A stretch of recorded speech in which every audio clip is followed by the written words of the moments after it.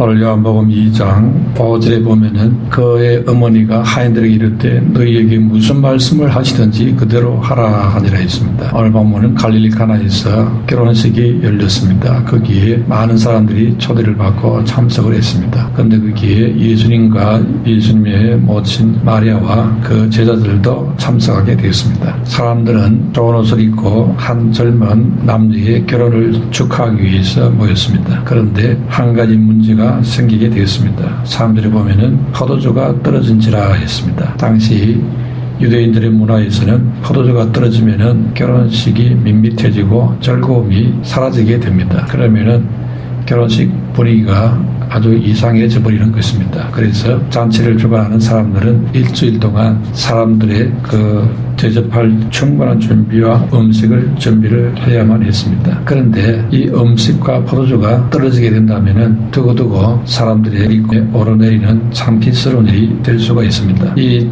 잔치를 벌이는 가정이 경제적으로 별로 넉넉하지 못했는지 아니면은 준비를 제대로 못했는지 사람들이 너무 많이 몰려와서 그런지 이유는 알 수 없지만은 포도주가 중간에 똥이 났다 했습니다. 그때 예수님의 어머니 마리아가 음식을 만들거나 또는 무슨 준비하는 것을 도왔었던 것 같습니다. 그래서 곁에서 듣고서는 포도주가 떨어졌다는 사실을 알게 되었습니다. 가까운 친척이었는지 사람들이 보면은 예수님의 어머니 마리아가 나서게 됩니다. 그래서 해결책을 찾다가 예수님께 도움을 청하게 됩니다. 사람들이 보면은 예수에게 이르되 저들에게 포도주가 없다 하니 했습니다. 마리아는 예수님께 이 말을 하면서 예수님께서 무언가를 할 것이라는 기대를 갖고 도와달라 했던 겁니다. 그런데 예수님의 대답이 의외의 대답을 했습니다. 사람들이 보면은 예수께서 이르시되 여자여 나와 무슨 상관이 있나이까 내 때가 아직 이르지 아니하였나이다 했습니다. 여자여 이렇게 불렀습니다. 예수님이 십자가에 돌아가시기 직전에도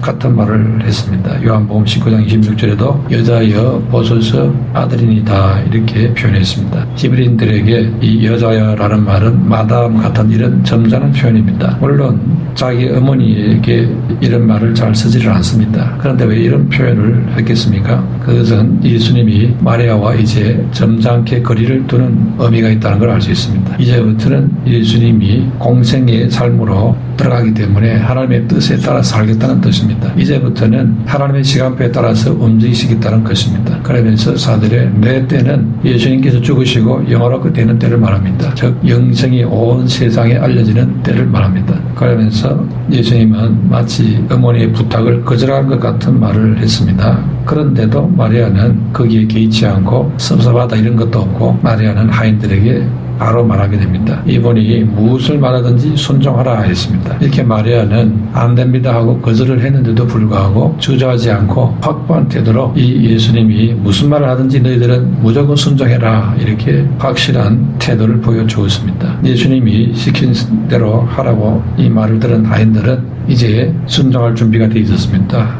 그러자 예수님께서는 하인들에게 명령을 내려서 빈 항아리에 물을 갖다 부어라. 그래서 부었더니 이제 떠서 연회장에 갖다 내라. 순종을 했는데 물이 변하여 포도주가 되는 기적이 일어나게 되었던 것입니다.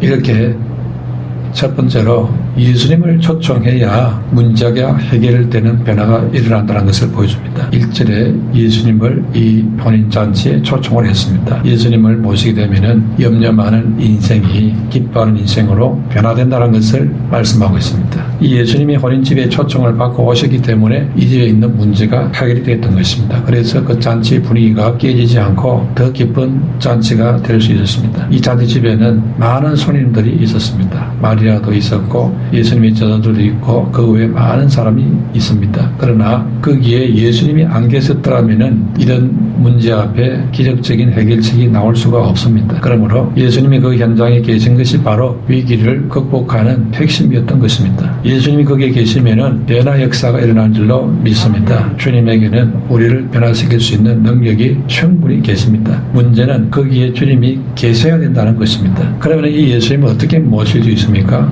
그것은 예수님을 지금도 살아계신 분으로 믿을 때 모실 수 있습니다. 마리아가 예수님에게 부탁했을 때 안 됩니다 했을 때에 그냥 섭섭한 마음을 갖고 포기해버리면은 그것은 예수님을 모시는 게 아니지요. 예수님을 정말로 살아계신 하나님의 아들로 모시려면 믿어야 됩니다. 예수님의 아들이지만은 마리아가 예수님을 믿은 것이지요. 이렇게 믿고 모시니까 주님이 기적을 이루어 주었던 것입니다. 그러므로 지금도 우리는 예수님을 살아계신 분으로 믿어야 한다는 것입니다. 그러면은 어제나 오늘이나 내일이나 변함없는 주님은 동일하게 역사해 주시는 것입니다. 예수님을 손님이 아니라 내 인생의 주인으로 모셔야 하는 것입니다. 그래야 주님이 내 인생을 간섭해 주시는 것입니다. 마리아나 예수님이나 그 집에 손님으로 왔는데 마리아가 예수님을 그 집의 주인으로 모시도록 그렇게 다시 초청을 했습니다. 그러니까 예수님이 주인으로서 문제 해결을 해 주었던 것입니다. 이렇게 예수님을 손님으로 모시는 하는 변화를 기대할 수가 없습니다. 우리는 예수님께 주인이 되어 주시옵소서 이렇게 맡게 될 줄로 믿습니다.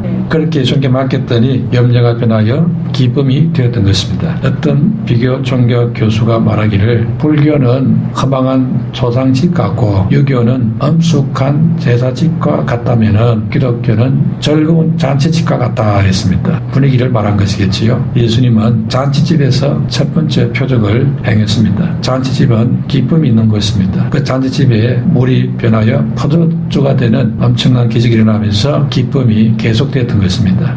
포도주는 기쁨을 상징하는 것입니다. 시편 104편 15절에 사람의 마음을 기쁘게 하는 포도주와 사람의 얼굴을 윤택하게 하는 기름과 했습니다. 그리고 전도서 10장 19절에도 잔치는 희락을 위하여 베푸는 것이요 포도주는 생명을 기쁘게 하는 것이나 이렇게 말했습니다. 그런데 이 잔치집에 포도주가 떨어졌으니 잔치집이 아니라 이제는 초산집 분위기로 갈 위기에 처했던 것입니다. 전라도에서 잔치에 빠져서 안 되는 요리가 한 가지 있습니다. 바로 홍어요리지요. 독특한 발효 음식입니다. 손질한 홍어를 김치를 익히듯이 항아리에 담아서 숙성을 시킵니다. 이 홍어를 처음 접하고 먹는 사람들은 그 고약한 냄새 때문에 입에 대기도 힘듭니다. 그러나 그 맛에 길들여지게 되면은 어떤 요리와도 비교할 수 없을 만큼 그 맛에 빠집니다. 그래서 전라도에서는 그 집 잔치의 수준과 품위를 이 홍어회 맛으로 가늠한다고 합니다. 이 홍어회 맛이 있으면은 잔치 준비를 잘한 것이고 홍어회 맛이 별로면은 잔치가 시원찮다 이렇게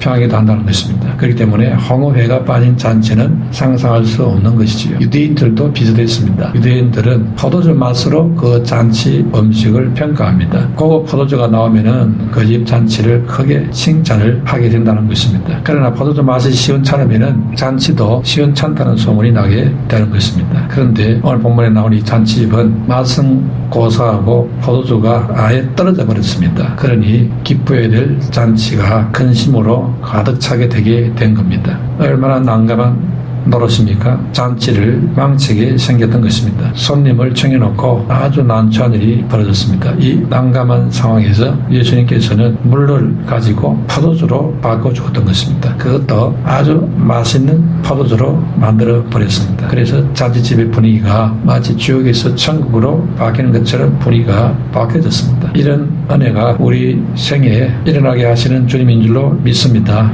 그러면은 우리의 인생도 얼마든지 그렇게 바뀌어진다는 것입니다. 염려하는 인생이 기쁨이 넘치는 인생으로 변화되는 줄로 믿습니다. 가정에 무슨 걱정거리가 있느냐 그렇다면은 주님께 맡게 되는 거지요. 주님이 이 가정의 주인이 되셔서 이 문제를 맡아주시옵소서 하고 믿고 아예 그냥 의지해버려야 됩니다. 마리아가 예수님께 맡기듯이 맡겨버리는 것이죠. 그러면은 주님께서는 그 문제를 기쁨으로 바꿔주시는 것입니다. 예수님을 내 가정의 중심에 모셔서 맡기면은 그때 주님은 내 가정의 표적으로 기적으로 역사해 주시는 것입니다. 이런 믿음이 되시기를 축원합니다. 두 번째로 문제를 기도로 주님께 맡겨야 해결의 역사가 일어나게 됩니다. 그렇게 맡기면은 별 볼 일 없는 내 인생이 아주 가진 인생으로 바뀌어지게 되는 것입니다. 마리아가 포도주가 떨어진 사실을 알고 어떻게 했습니까? 3절에 저들에게 포도주가 없다 하면서 예수님께 먼저 알렸습니다. 기도는 문제를 주님께 아뢰는 것입니다. 기도는 복잡한 게 아닌 것입니다. 포도주가 없으면 포도주가 없습니다 하고 알리는 것이지요. 그래서 도와주시옵소서 이 한마디로 구하면 됩니다. 이 한마디를 못하는 사람이 어디 있겠습니까? 우리는 얼마든지 그건 할 수 있습니다. 이렇게 믿음은 구하는 것이고 맡기는 것입니다. 문제를 주님께 넘기는 것입니다. 넘기고 맡기되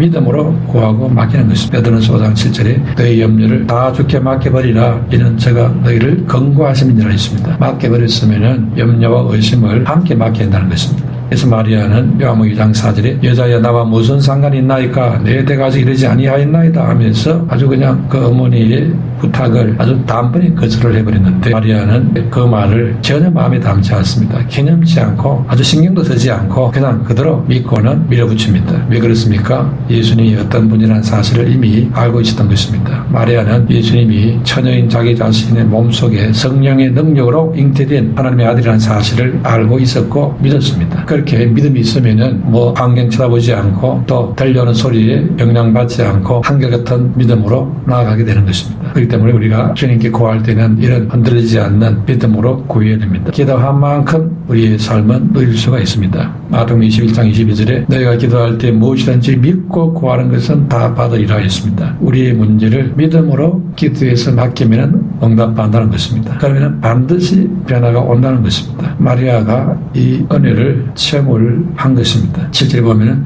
예수께서 그들에게 이르시되 항아리에 물을 채우라 하신 적 이렇게 말했습니다. 그 잔치집에는 돌 항아리 6개가 있었는데 그것은 손님들이 이제 잔치집에 왔을 때에 유대인들이기 때문에 밖에서 뭐 여러 부족한 물건을 만들 수도 있습니다. 그래서 음식 먹기 전에는 이제 손을 씻는 정결 의식이 있습니다. 율법에 의하면은 이제 부족한 것을 만들 수 있으니까 잘 씻어야 했습니다. 그 씻는 정결 예식을 위해 필요한 항아리를 갖다 놓은 것이죠. 잔치 때니까 많은 사람이 오니까 많은 항아리를 갖다 놓은 겁니다. 6개를 갖다 놨습니다. 근데 거기에다가 예수님께서는 물을 가득 다 채우라는 겁니다. 그런데 포도주가 지금 떨어졌는데 물을 부어서 뭐 하겠느냐 하면서 묻는 사람도 없고 따지는 사람도 없습니다. 마리아가 주의를 줬지요. 무슨 말도 하지 말고 무조건 순종해라 이렇게 하인들에게 시켰습니다. 그래서 하인들은 그 말대로 무조건 시키는 대로 순종만 했습니다. 그래서 하인들은 이거 지금 우리가 뭘 하고 있지? 빈 항아리 물을 떠가 부으면 또 뭐하냐? 이걸 또 갖다 주면 우리가 난리가 날 텐데 자기 생각을 전혀 하지 않고 무조건 시킨 대로 했습니다. 그래서 맹물이 변화해서 포도주가 되는 기적이 일어나는 역사가 일어나게 되었던 것입니다. 그런데 예수님은 하필이면 정결을 하게 하는 결례용으로 사용되는 돌 항아리에다가 물을 채우라 했습니다. 손도 씻고 발도 씻고 하는 그런 그 물을 쓰는 항아리지요. 그야말로 이것은 종교적인